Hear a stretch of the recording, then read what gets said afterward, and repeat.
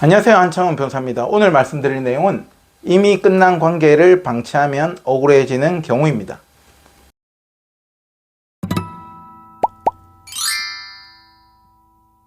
첫 번째는 사망 상속의 문제입니다.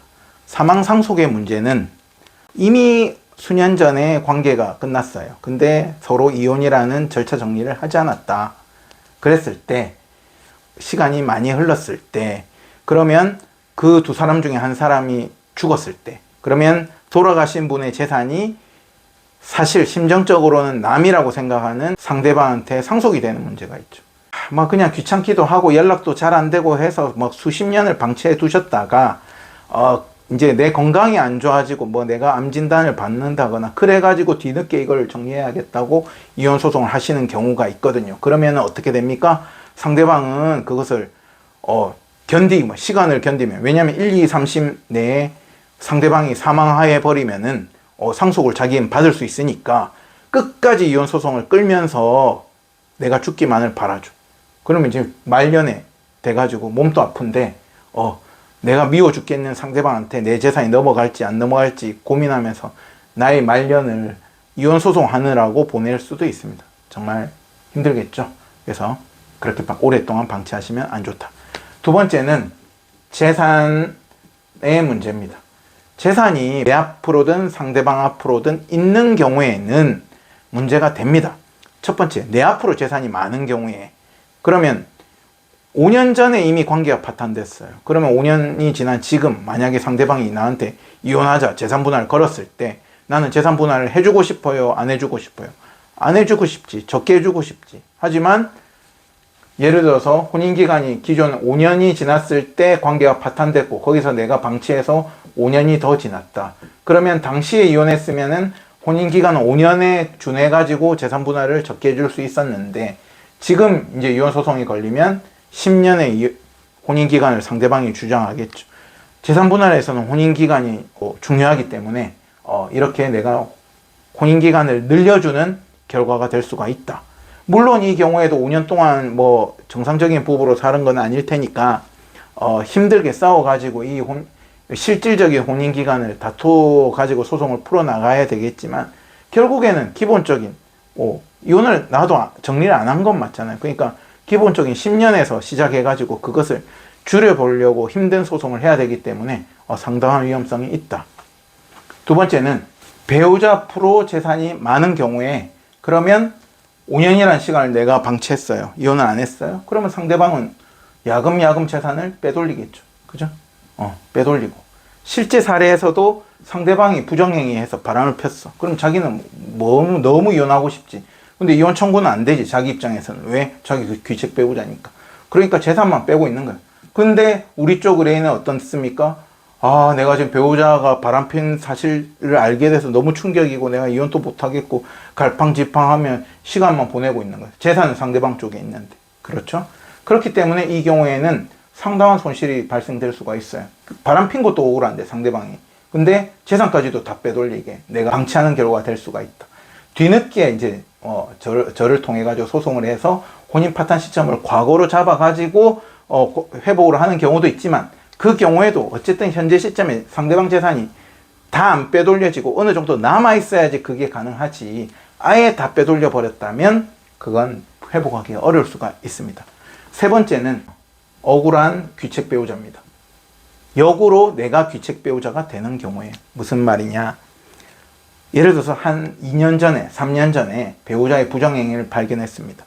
그래서 나는 이미 관계가 이제 마음이 돌아섰어요. 더 이상 부부로서의 마음이 남아있지 않다. 그랬는데 이 사람이 예를 들어서 직업적으로 수개월 동안 외국을 왔다 갔다 거리는 직업이라든지 내지는 자녀 양육 문제가 있다든지 해가지고 관계 정리를 안 하고 1년, 2년이 예를 들어서 지나버렸어요. 그죠? 근데 마음은 이미 남이야, 이 사람은. 그랬는데 이제 한 2년 정도 지나가지고 3년 정도 지나가지고 이제 너 협의혼 안 해주니까 그럼 내 이제 소송해가지고 정리할 거다, 이렇게 이야기했더니 상대방은 이혼 안 하고 싶잖아요. 그러면 어떻게 됩니까? 내 뒷조사를 해가지고 나의 현재 이성 친구를 그가 부정행위 했다면서 역으로 귀책 배우자라고 주장하기 시작합니다.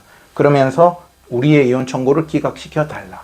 그러면 정말로 내가 바람이라도 폈다면 정상적인 와이프를 두고 내지는 남편을 두고 바람이라도 폈다면 억울하지는 않는데 이미 2년 전 3년 전에 상대방의 부정행위로 관계가 다 끝난 것을 서로 아는데도 불구하고 내가 관계 정리를 서류 정리를 안 했다고 해가지고 2, 3년 뒤에 이렇게 역으로 귀책 배우자로 몰리면은 정말 피가 거꾸로 솟을 정도로 억울하죠. 요즘에 제가 하는 케이스에서 제법 많아요. 그래서 여러분들께서 이미 끝난 관계는 그 관계 때 정리하셔야 된다. 저는 예를 들어서 어떤 식으로 표현을 상담하면서 해드리냐면 우리 집에 수도꼭지가 터졌다고 표현을 해드려요. 우리 집에 수도꼭지가 터지기를 바라는 사람이 어디 있습니까? 나의 배우자의 부정행위를 목격하기를 바라는 사람이 없잖아요. 하지만 이미 수도꼭지가 터졌다면 수도꼭지를 고쳐서 관계 회복을 해보시든지 아니면 회복의 노력은 하였으나 도저히 안 되니까 내가 원하는 이혼은 아니지만 어쨌든 정리를 해야겠구나라고 마음 정리를 하셔서 그 시점에서 어느 정도 노력해보시고 회복을 할지 아닐지를 정하시는 게 맞지, 그냥 물은 내가 잠궈 보려고 노력했지만 수도꼭지에서 물은 잠기지 않는다고 해서 내가 그냥 화장실 문을 닫아둔다고 해서 그 문제가 해결되지 않잖아요.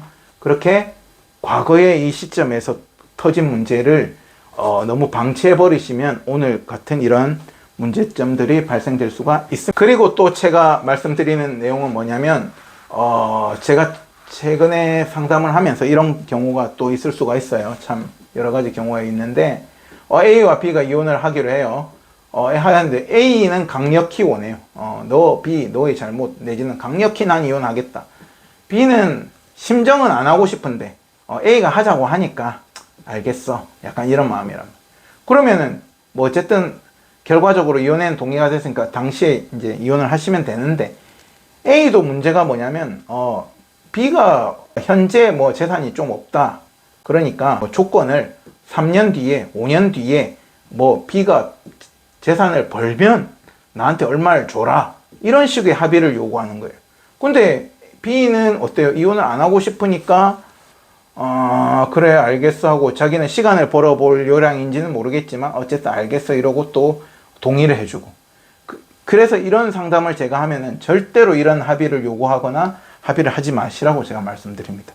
왜냐하면은 2024년에 문제가 발생됐으면 적어도 그 무렵에는 이 문제가 정리하든지 회복을 하든지 해결을 해야 되는데 이혼을 하기로, 관계를 정리하기로는 해놓고 내용에서는 관계 정리가 아니잖아. 5년 뒤에 돈을 벌면 5년 뒤에 뭐를 하면 돈을 주고 이런 식으로 현재 있지도 않은 재산에 대해서 미래의 자산에 대해서 주거니 받거니 하는 약정을 해놓으면은 관계가 끊어진 것도 아니고 관계가 이어진 것도 아니기 때문에 이 A와 B는 한 5년, 3년 동안 계속 괴로운 거예요. 그래서 관계가 문제가 됐을 때 어느 정도 정리하시는 것이 현명하지 않겠냐는 것이 오늘 드린 말씀입니다. 감사합니다.